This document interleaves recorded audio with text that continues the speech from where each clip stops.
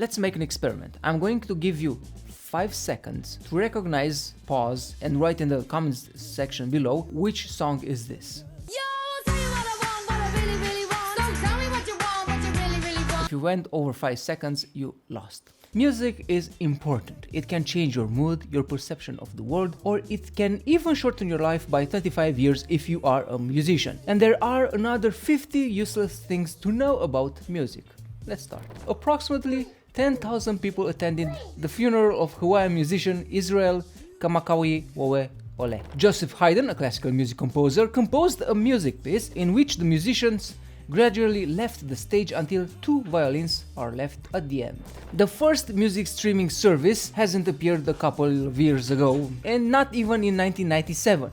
The first musical streaming service appeared in 1897. Users in New York could pick up their phones and connect to the Philharmonium, a central hub that would pipe music being played by 2 musicians playing 24 hours a day. Legendary jazz musician Charles Mingus wrote a little how-to essay on teaching cats how to use the toilet. Hitler loved Irish music, so much so that he invited an Irish musician to play for him in Berlin in 1936. However, he wasn't a very good planner. There wasn't room for him to sit in the space that he was invited in, so Hitler invited one of the SS officers to lay down on his palms and knees and act as a chair, which he did. The Tommy Johnson character in Oh Brother Where Art Thou was based on a real musician of the same name, who claimed to have sold his soul to the devil in order to be a master guitar player. On the British series The Nightly Show, musician John Legend sang some of Chef Gordon Ramsay's greatest insults,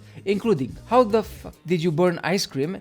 and "You put so much oil in this, the US wanted to invade the fucking plate." In 2015, 1,000 musicians played together the song Learn to Fly by the Foo Fighters in the town of Cesena, Italy, in an effort to get the band to come to their town and play. The band responded and came to the town to play a 27-song set, starting off, of course, with Learn to Fly. Daryl Davis, a black musician, was able to interview and even befriend many Ku Klux Klan members. He was even able to make some of them leave the Klan. In 1998, musician David Bowie launched a dial-up internet service provider known as BowieNet, which came with its own email and exclusive content. The service lasted until 2006. Musician Billy Squier effectively derailed his career by releasing a video for the song Rock Me Tonight that had him dancing in a pink shirt. Oh, how the times have changed. Michael Jackson composed songs despite him not playing any instruments. He would build each element of a track with his voice so pitch perfect that studio musicians could match chords to his singing. The UK Parliament has a cross-party rock band consisting of 4 MPs called MP4. They are all fathers. These are genuine okay dad jokes. They were the first musicians to perform in their 900 years old Westminster Hall. After the death of musician Graham Parson, his assistant and manager stole his body from the airport with the help of an airport employee who thought was just moving cargo. They then took the body to Joshua Tree National Park, covered it with gasoline and set it on fire. Josh Roland Reed was an African-American musician who pretended to be Indian. He went by the name Karla Pandit from 1944 to 1998. The oldest musicians in a band to have a hit song were the Zimmers in 2007 with their version of My Generation. Lead singer Alf Carretta was 90, drummer Buster Martin was 100, and the combined age of their 40 members ensemble was 3,120 years, with an average of 78 years of age. Mark Cohn, the musician behind the 1991 hit song Walking in Memphis, was shot in the head in an attempted carjacking in 2005. He was released from the hospital only 8 hours later, surviving and even thriving after the attack. Sir Anthony Hopkins was a musician before becoming a world-renowned actor. He's even a composer, performed for the first time by Andre Rieu and his orchestra. He is also Welsh and a great poem reciter. Bydd llaw yr arglwydd arnaf ac am ddigyllan yn ysbryd yr arglwydd, ac am gwswddwyd yng nghanol dyffryn, a hwnnw oedd yn llawn esgyrn. The lyrics to Purcell Sledge's When a Man Loves a Woman were completely improvised by Sledge on the recording. He improvised so well that his session musicians assumed that he had pre-written lyrics. Mozart had a sister. Maria Anna was an accomplished musician, composer and pianist, sometimes even receiving top billing. Unfortunately, when she came of marriage age, she had to stop playing and get serious with getting married. The musician Gary Newman, who had the hit Cars in 1980, became an accomplished aerobic display pilot and performed at air shows. He finally quit after having kids. Critics complained that Indian musician Daler Mendy's music was only popular because his videos featured beautiful women. Mendy's response was to create a video featuring only copies of himself green-screened in, leading to the creation of the Tunak Tunak Tun video. Before becoming John Bon Jovi, aspiring musician John Bon Jovi made his recorded debut in a somewhat inauspicious manner, singing on a Star Wars-themed Christmas album. The song was called R2-D2, We Wish You a Merry Christmas. Johnny Depp dropped out of high school to become a musician. 2 weeks later, he changed his mind. He went back to school, where the principal told him to focus on his music. During the War of Independence, fife and drum players would wear colors opposite from what their regiment wore in order to be easily distinguished as an unarmed musician. If a continental soldier fighting in the war had a blue coat with red cuffs, a musician would wear a red coat with blue cuffs. Musician Moby's real name is Richard. He calls himself Moby after Moby Dick, which was written by his great uncle. Michael Jackson has 23 Guinness World Records, 30 Grammy Awards, 40 Billboard Awards, and 26 American Music Awards. The Maroon 5 band is a famous music band started in 1994 with the name Kara's Flowers. They changed the name only in 2001 to Maroon 5. Rita Ora, before becoming famous, she auditioned for the BBC in a no competition series, which was looking for the next representative in the Eurovision Song Contest. Musicians have shorter lifespans than general public of the country they live in. One study conducted by a Sydney University professor, titled Stairway to Hell: Life and Death in the Pop Music Industry, examined the deaths of artists which took place between 1950 and 2014. The study specifically looked at longevity and the proportion of suicides, homicides, and accidental deaths. Longevity was determined by calculating the average age of death for each musician by gender and the decade they died in. These averages were then compared with general population averages, and the result was a 25 years shorter lifespan for musicians in the pop industry, not classical music. Speaking of Mozart, in 2016 Mozart sold more CDs than Beyoncé. It was the 225th anniversary of his death, so the Universal Music Group released a box set commemorating his anniversary of death. Each disc included in the box set counted as 1 CD sold, and each set contained 200 discs. Throw in the proliferation of streaming, which has significantly dampened CD sales, and there you go, he beat out Beyoncé, Adele, Jay-Z, Drake. The box set wasn't cheap, it used to cost around $700, but all of them were sold.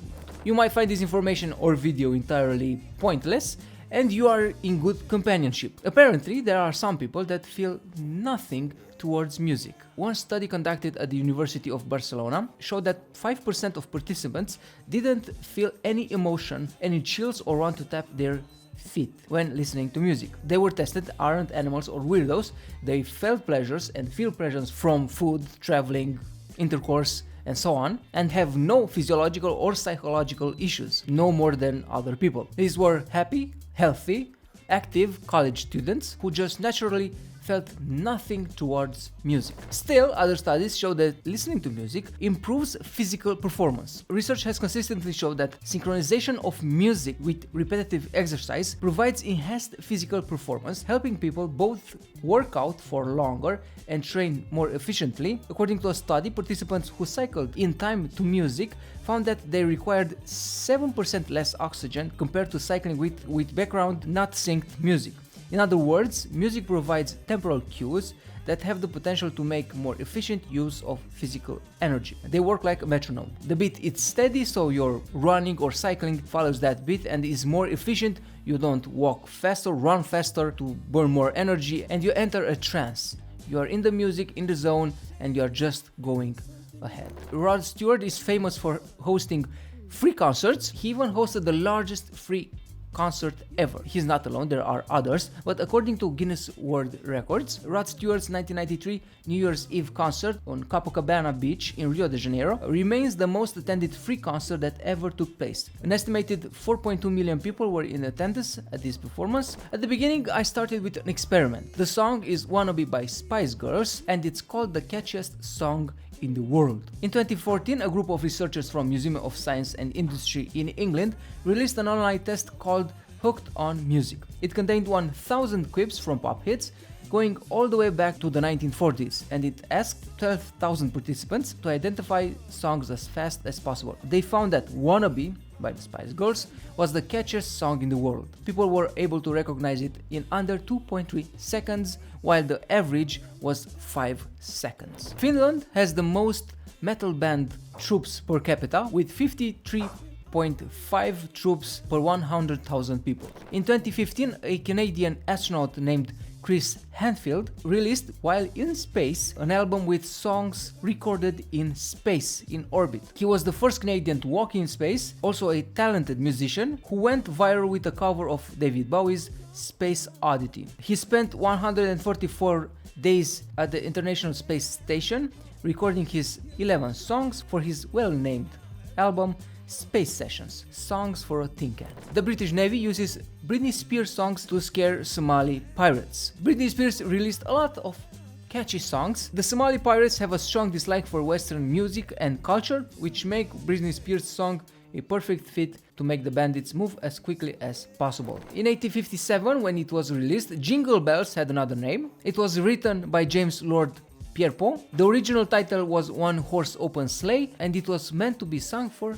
Thanksgiving. It was renamed and repurposed only 2 years later when it was reprinted. Barry Manilow, the singer of the song I Write the Songs, didn't write the song. The song was written by Bruce Johnson in 1975, recorded by the Captain and Tennille in 1975 in an album. The first release as a single was by teen idol David Cassidy in 1975, and later the same year Barry Manilow released his version on his album Trying to Get the Feeling and reached the top of the Billboard music chart in early 1976. Finally, music affects your perception of the world. A 2011 study conducted at the University of Groningen showed that music not only affects mood, but it has an even more significant effect on perception. Subjects who were tested were influenced by the music they heard. Based on what they saw, participants were asked to listen to music and identify corresponding smiley faces. Smiley faces that matched the music were identified much more accurately, and even when no smiley face was shown,